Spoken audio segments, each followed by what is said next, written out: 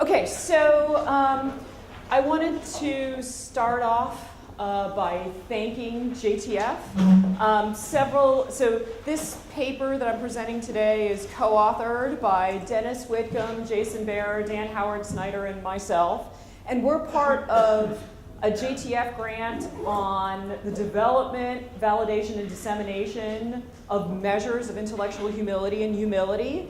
And we have the privilege of being part of a big team that's headed by Pete Hill at Biola, and we get to work with all these really cool psychologists who are developing measures, so we're really excited about that.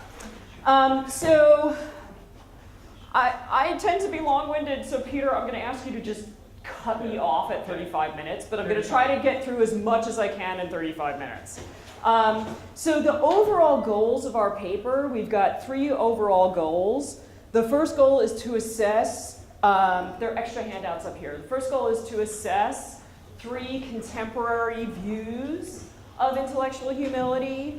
The second goal is to propose an alternative view, which we call the limitations owning view, which we think is right. And maybe we'll get you to think so too, we'll see. You can tell I'm not an exemplar of intellectual humility. And at the very end of our paper, we're trying to address 2 problems, 2 objections, and a puzzle. We probably won't get to that today, okay? So just a little bit of warm-up. So June Tagney, one of our collaborators on Pete's grant, says the following about intellectual humility, and this quote is on the top of your handout. So June says this: the key element, and she's talking about humility in general, not intellectual humility specifically.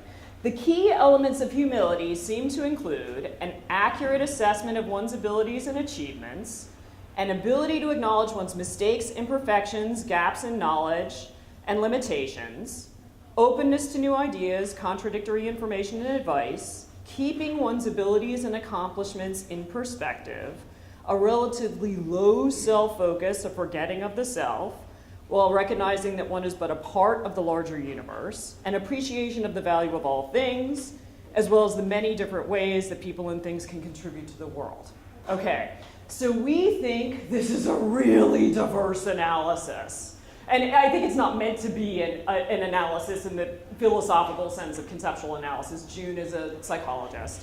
Okay, so we think this is a really diverse description of what humility is. And one of the things that we're going to strive to do in providing a philosophical conceptual analysis of intellectual humility is to strive for unity in the conceptual core of our analysis, and also try to do 2 things to distinguish intellectual humility from other intellectual virtues with which it might get confused, like open-mindedness. And to distinguish intellectual humility, the sort of core conceptual concept of intellectual humility, from results of intellectual humility or phenomena that might correlate with it, okay? So we, in the paper, talk about 3 different contemporary views of intellectual humility that are in the philosophical literature. Today I'm just going to mention 2 of them.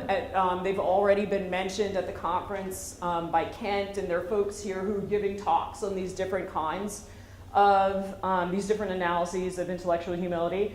So the proper beliefs view and the low concern view. I'm going to skip the underestimation of strengths view, which is an analog of Julia Driver's view. Okay, so the proper beliefs view. So this view is something that Peter and Peter's team and Ian Church have endorsed. Are you guys presenting? You're presenting tomorrow? Yes. So everybody please go to that. What roughly the proper beliefs view claims that intellectual humility consists in a disposition to form proper beliefs about the epistemic statuses of our lower level beliefs. This is a slightly different version from the one that Peter and Ian are going to endorse, okay? This is Alan Hazlitt's view. That, especially to non-philosophers and non-epistemologists, might seem like a mouthful. Okay, so what's going on here? So there's a quote from Alan Hazlitt.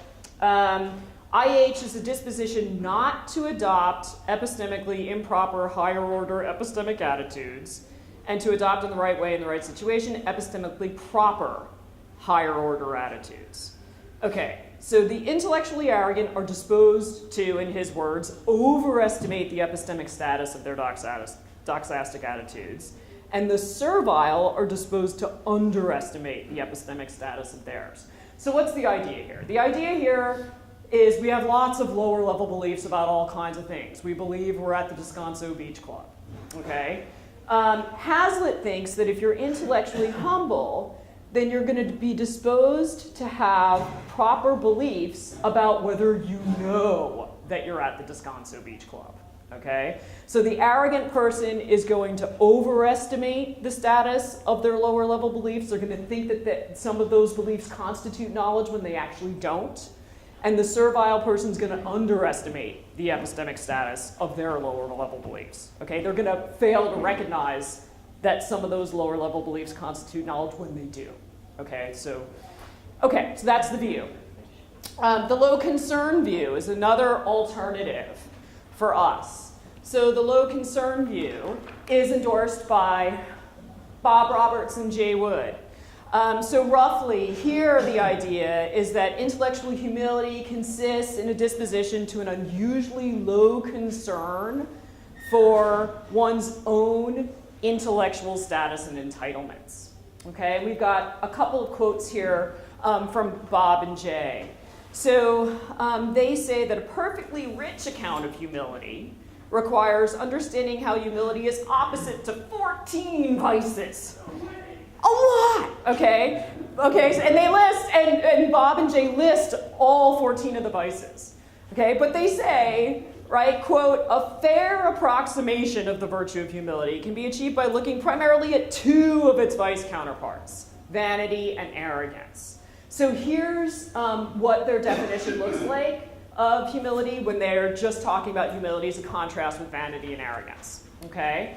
So this is the next quote there. So they say this: what then is intellectual humility? The foregoing analysis suggests that is the opposite of intellectual vanity.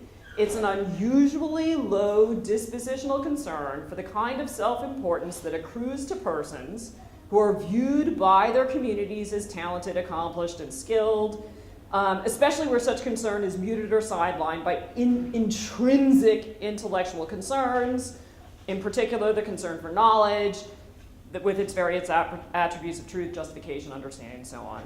As the opposite of intellectual arrogance, humility is a disposition not to make unwarranted intellectual entitlement claims on the basis of one's supposed superiority or excellence out of a concern for self-exaltation or some other vicious concern or no vicious concern at all. Okay, so we think, the four of us think, that there's something right about both of these views. There's something right about the low concern view, and there's something right about the proper beliefs view. But we don't think that either of those views sort of homes in on the conceptual core of intellectual humility, okay? So what we're going to try to do, I'll just really quickly raise some worries that we have for these two different views, and then we're going to throw out an analysis that we think does home in on the conceptual core, and hopefully have time to talk about some predictions. So a couple worries about proper beliefs. So we think the proper beliefs view isn't sufficient for intellectual humility. In other words, you could satisfy the conditions for proper beliefs, but fail to be intellectually humble. So you could be disposed to form proper beliefs about the epistemic statuses of your beliefs, even though the latter beliefs are routinely formed and maintained due to an acute lack of awareness of your intellectual vulnerabilities and errors and limitations. Okay, so you could have proper beliefs about whether your lower level beliefs constitute knowledge, but the way you're acquiring those lower level beliefs, in acquiring those lower level beliefs, you may just be oblivious to your errors and mistakes and limitations, okay? Second concern about proper beliefs is that we think you could properly believe that your beliefs about, say, current affairs are wholly unjustified, right? And yet be disposed to pretend to have knowledge of current affairs. And when you're having conversations about current affairs, right, make all sorts of proclamations about them and insist that you're right and not defer to others and so on. So we think that you could, again, satisfy the constraints for the proper beliefs view and fail to exhibit intellectual humility in your behavior. Okay? Skipping down to the very bottom of page 1. So low concern. So we think that low concern is neither necessary nor sufficient for the conceptual core of intellectual humility. So Kent talked about this last night. So the reason we think it's not sufficient is we have the following counterexample. So imagine Professor P, who's an extremely talented philosopher who knows he's extremely talented. He genuinely loves epistemic goods. He loves them so much that his obsession with them drowns out any concern he might have otherwise had for status or entitlement. So he doesn't care about status or entitlement. It's not even on his radar. Okay? He doesn't take himself to be entitled to special treatment, right? He's so concerned with epistemic goods, with knowledge and understanding, that he doesn't care about status. But he's not perfect. Okay, so when confronted with his mistakes, his intellectual mistakes, he tries to cover them up, or maybe he gets defensive about them, or he tries to explain them away. He's really bad at admitting when he's made a mistake, or when his arguments are vulnerable to reasonable objections. We think that somebody like Professor P, right, is lacking in intellectual humility, even though he is disposed to an unusually low concern for his own status and entitlement. Okay, so that's why we think low concern isn't enough for humility. And we think it's not necessary either. So take a person who's aware of her intellectual limitations and is disposed to respond appropriately to them, so she admits them when she should and so on. But imagine that she's a member of the 17%. So she's, in philosophy, there are approximately 17% of philosophers are women. So imagine she's a member of the 17%, so she's a woman working in a male-dominated profession. But for that reason, she might still be concerned with her intellectual status or entitlements, because she might realize that if she's not concerned with her intellectual status or entitlements, that might be bad for her in the long run, right? She has a family to support, right? She has to be able to track these things. So we think that somebody like this still has intellectual humility, even though she lacks low concern for status. Okay? Okay, so those are some of our worries about the two of the other views. And I want to now pitch our view. Okay, so our view is called the limitation zoning view. And Dan's going to help me out here. This is what fourth authors do. Okay, thank you. Thank you, Dan. Excellent work. See, Dan's wonderful. Thank you, Dan. Okay. So, A little higher. Mark. So we think that pride. Then this is about proper pride and humility in general. But we think that proper pride is essentially about strengths, and humility is essentially about weaknesses, limitations. Okay. We think that intellectual humility is about intellectual weaknesses and limitations. So intellectual humility is just one type of general humility. We think that each of these virtues lies in a mean. Well, each of these traits lies in a mean. And intellectual humility is sometimes a virtue and sometimes not. We're going to get to that in a second. But we think that each of these traits lies in a mean. So humility lies in a mean between arrogance and servility. So does proper pride.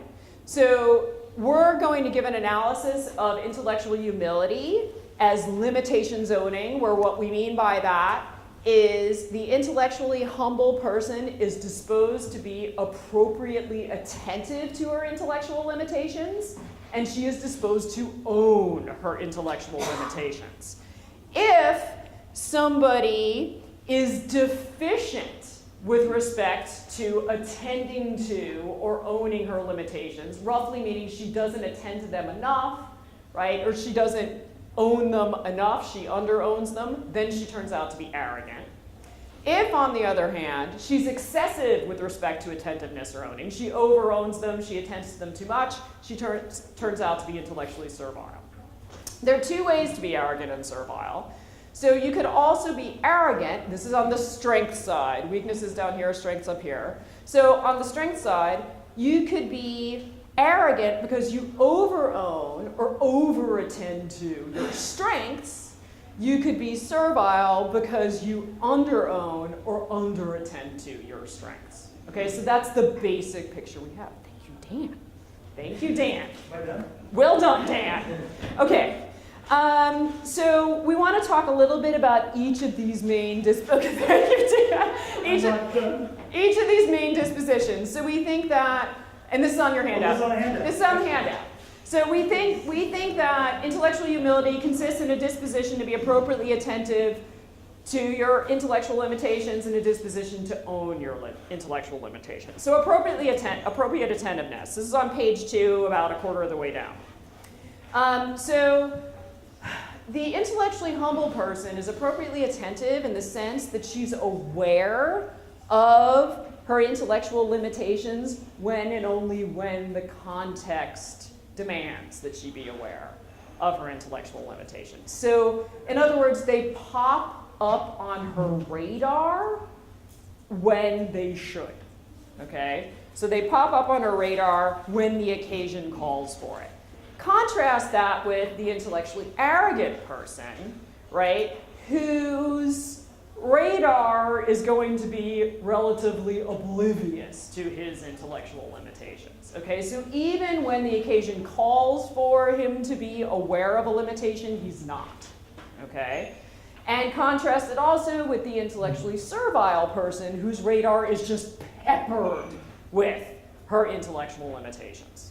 Okay? So we think the disposition of appropriate attentiveness is required for the conceptual core of intellectual humility, but we think it's not enough. So the other thing that we think is needed is owning our intellectual limitations, okay? And this, we think, is a complex dispositional profile that involves 4 different dispositions. And the examples on the handout, you're really just getting examples of these dispositions. We are in no way attempting to be exhaustive about this.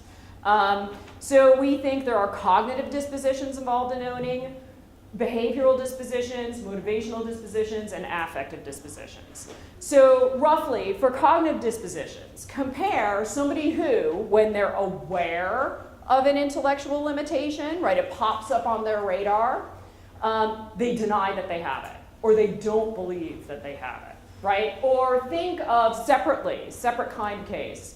Think of a department chair who's terrible at calculating budgets, right? Who's actually aware of it and who believes that she's terrible at calculating budgets. And as a result of being terrible at calculating budgets, overspends, okay?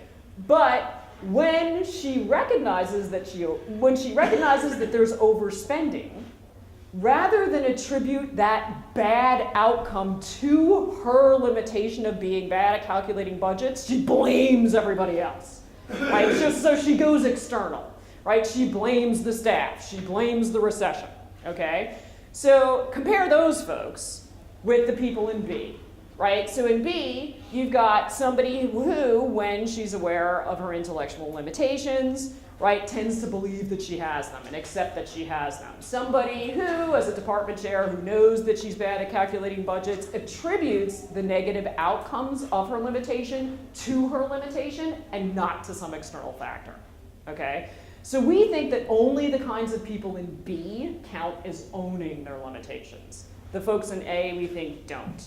So in owning intellectual limitations, we think the intellectually humble person is disposed to believe and accept that she has the limitations she does, and to believe that the negative outcomes of her limitations are due to her limitations and not to some other external factor. Okay, and again, these are just examples. Behavioral dispositions. So imagine somebody who's terrible at judging age, and yet whenever she's in a context where she has to make judgments about age, she doesn't resist making the judgment. She insists that she's right. She doesn't defer to others. Okay, and compare that person with somebody who is also, both these people are aware that they are not good at making judgments about how old somebody is. Again, this is age based on visual appearance, right? She's aware that she's not good at it, and yet she does admit it in the appropriate context, defers to other people, doesn't insist that she's right, tries to refrain from making the judgments and so on, okay?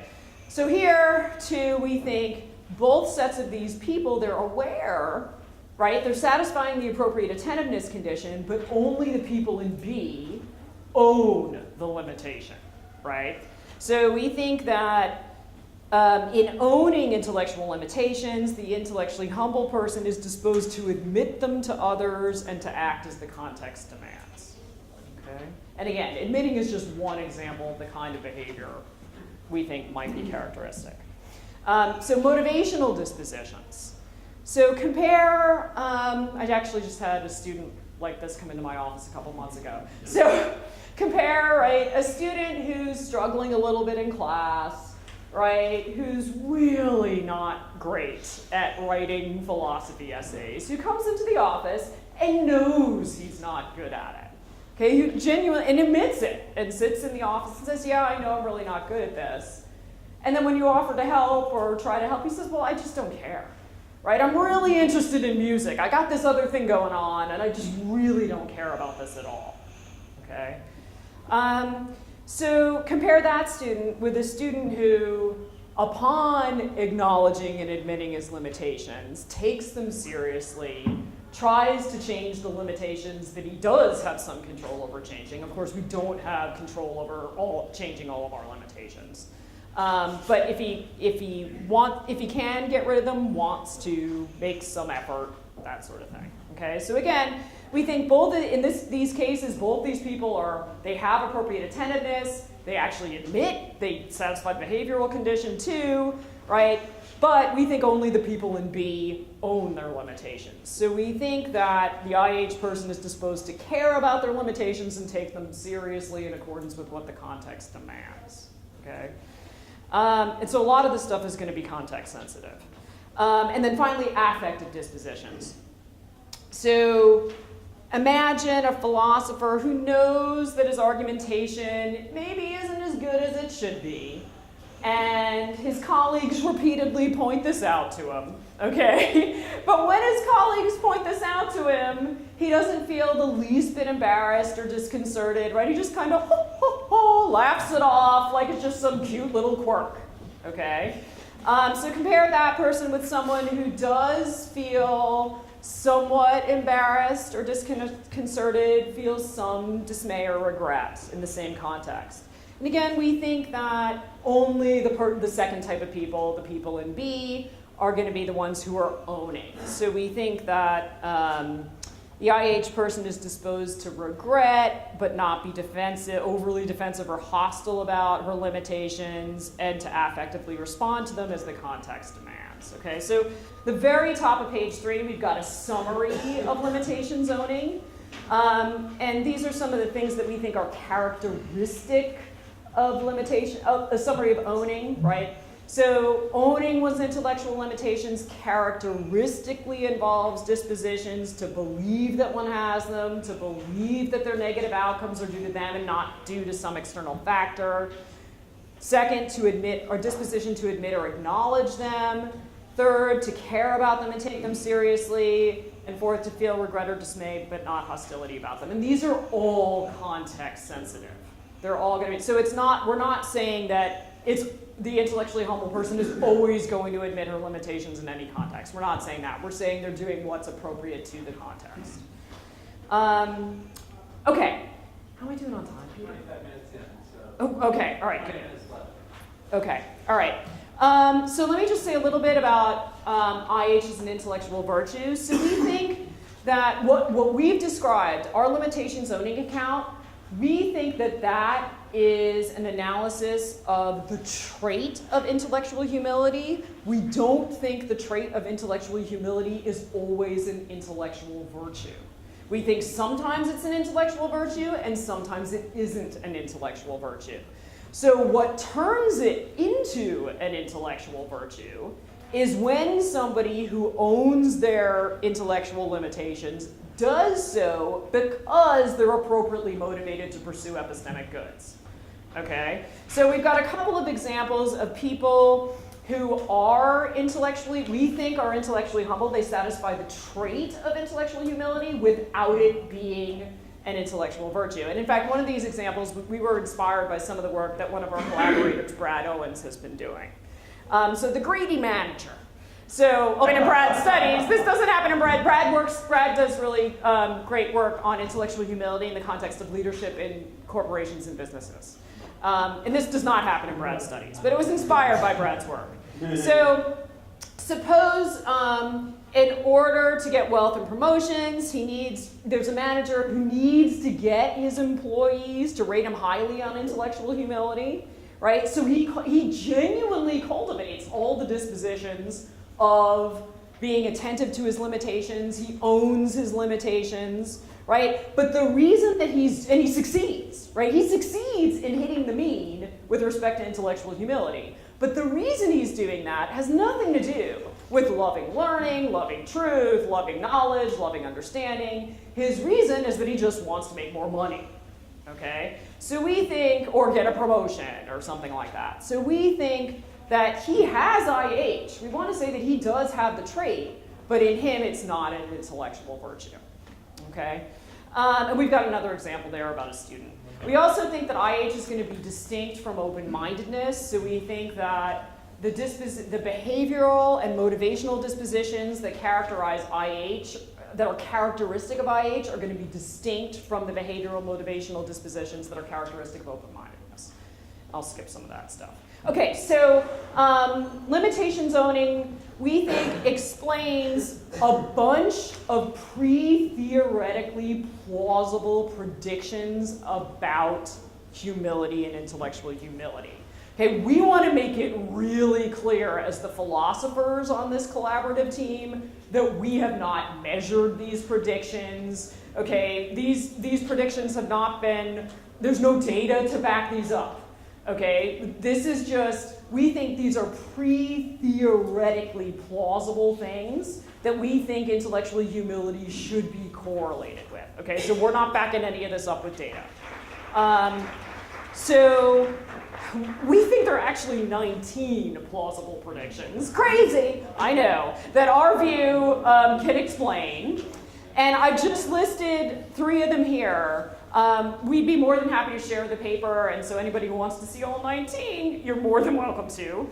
But just 3 that I think are important here. So we think that intellectual humility, this is a pre-theoretically plausible prediction, increases a person's propensity to defer to others who don't have our intellectual limitations in situations that call upon those limitations. Right? So it seems intuitive and reasonable to think that somebody who's intellectually humble is going to be more likely to defer to others than somebody who isn't. Okay? On our view, we can explain this on the limitation zoning view because people who are intellectually humble, on our view, will own their limits and so respond appropriately to situations in which their limitations are called on, deferring to people who don't have those limitations in those situations. Okay? In this prediction 6, again, pre-theoretically, it seems like intellectual humility would increase a person's concern about her own intellectual mistakes and weaknesses.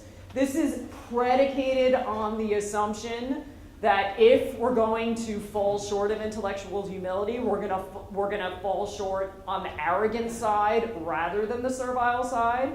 Right? So on the assumption that people who lack IH typically err on the side of deficiency, right?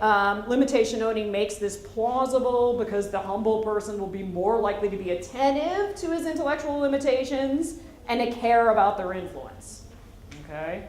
And the last one I'll just mention is 11. So the intellectual humility increases a person's propensity to consider alternative ideas. This is a big one, right? Connections between IH and open-mindedness. To listen to others' views, spend more time trying to understand somebody that you disagree with. We've heard a lot about disagreement today, right? We think this prediction is plausible because owning limitations requires caring about mitigating the negative effects of the limitations. And it seems like that's going to make us more likely to treat our ideas as potentially in need of correction. Okay, we'd be more likely to consider alternatives and to listen to other people's ideas. Finally, just to wrap up, so we think that limitation zoning, we hope, embraces what's right about the proper beliefs view and the low concern view, while simultaneously avoiding the worries that we raised for the proper beliefs view and the low concern view at the beginning.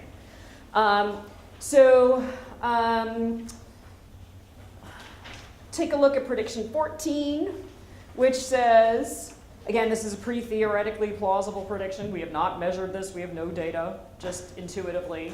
Seems like intellectual humility is going to increase a person's propensity to have a clearer picture of what he knows and justifiably believes and what he neither knows nor justifiably believes, okay? So it seems like, right, if you're intellectually humble, then there's something right about the proper beliefs view, right? We think that, what's right about the proper beliefs view is that there should be a correlation between intellectual humility and having proper beliefs about the epistemic statuses of your lower level beliefs. We don't think proper beliefs is the core, the conceptual core of intellectual humility, but we think there should be a correlation between them, whereby the humble person would be more likely to have proper beliefs, okay? And we think we can explain this.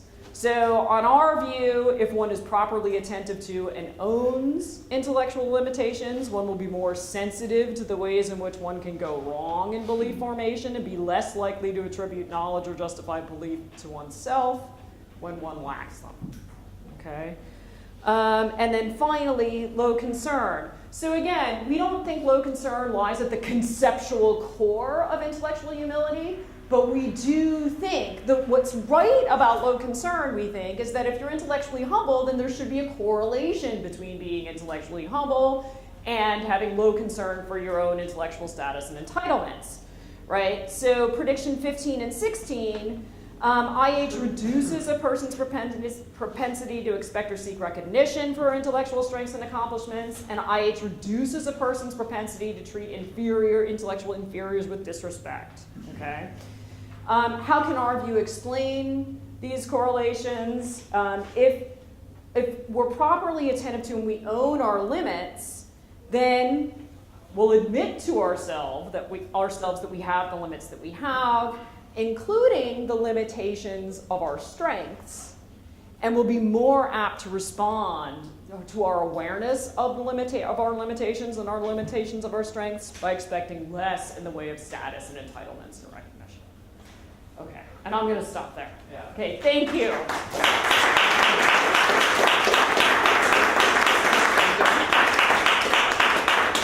About 10 minutes to have questions, so we'll start with Vic and then specialists. I had a question about, excuse me, this kind of cognitive, behavioral, motivational, affective sort of aspects of owning. Do you see these as, for example, do you see the cognitive disposition as causally influencing behavioral or motivational or affective disposition? Are these causally related to each other? Is sort of my first question, and if I could just sneak a second question into it, is do you think that these always go together?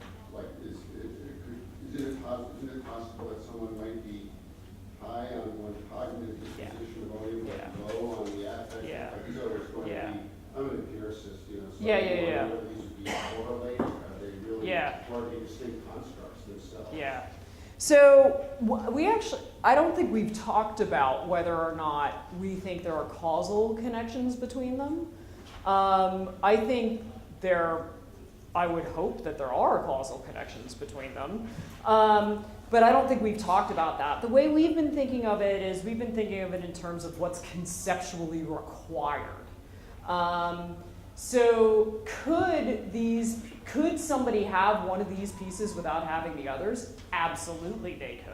And if you look at comparing A with B, that's what we're showing there. So we think it's entirely plausible to talk about somebody having one piece without having another piece, but we would want to argue that they would have to have, conceptually, they'd have to have all of those pieces in order for us to count them as being intellectually humble, in order for us to count them as owning. Did you have anything?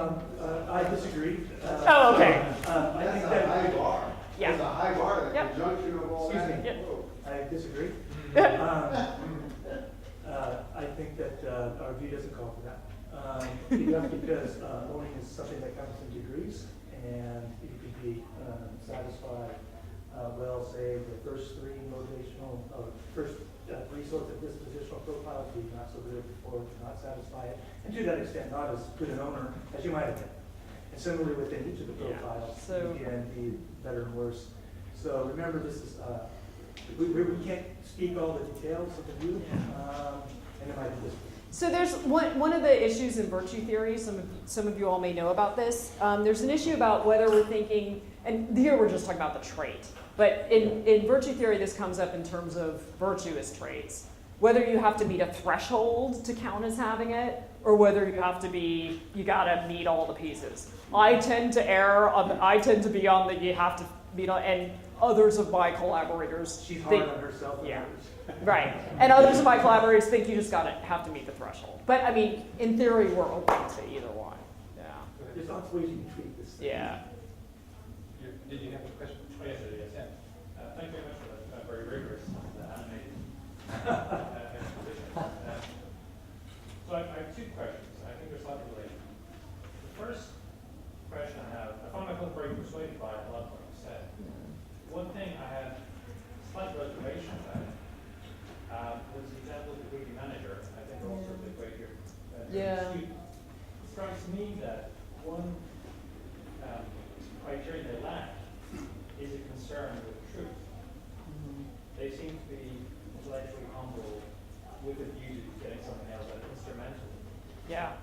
So my intuition, although it might not be shared, and I wouldn't necessarily be, I'm quite humble about that intuition, I think, is perhaps that they don't meet all the criteria for intellectual humility because they're not sufficiently concerned with truth. So I wonder if that might be an even more important characteristic.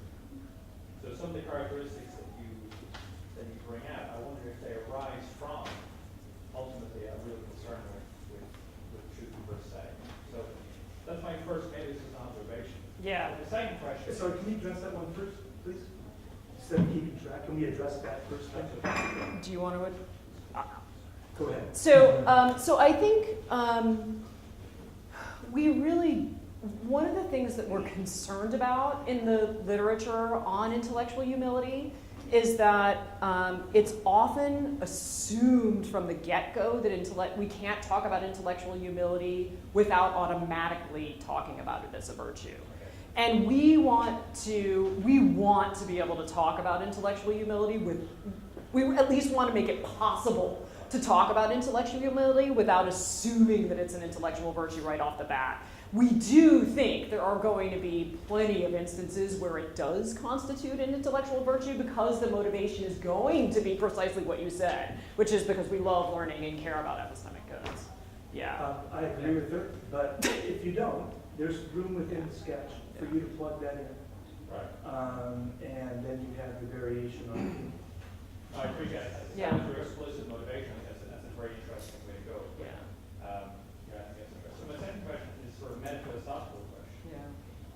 What is the enterprise in which you're engaged? Is it an enterprise of trying to describe what you think intellectual humility is, or what it should be? So is it a type of discovery process or a type of advocacy? So I'm thinking in terms of the kind of Wittgensteinian notion that you have all these sort of natural concepts, and there's no necessary and sufficient defining conditions of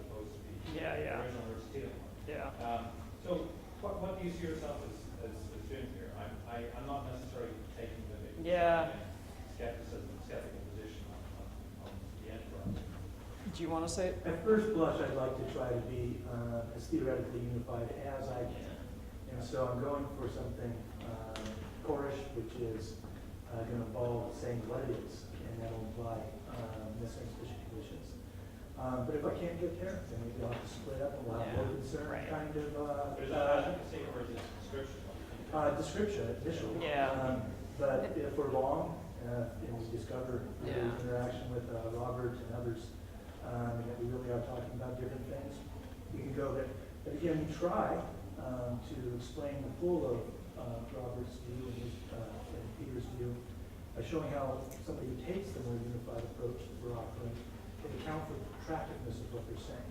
It's just that what they're talking about is going to be the core. We try to set up possibilities in which you see them come apart, and everybody's grant that it's really plausible to expect people who satisfy the core of what we're talking about to be like the sort of person that Bob's talking about. And I think at least three of the four of us agree with that, and the two of us here agree with that. You can alternate psychologists and philosophers. So Donnie, you're here. Okay.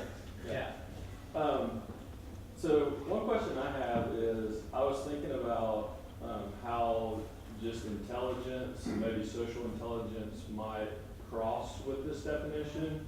And the thing I got kind of puzzled by is, imagine a person who is exceptionally intelligent and but is aware that sometimes they're wrong when they engage with a group.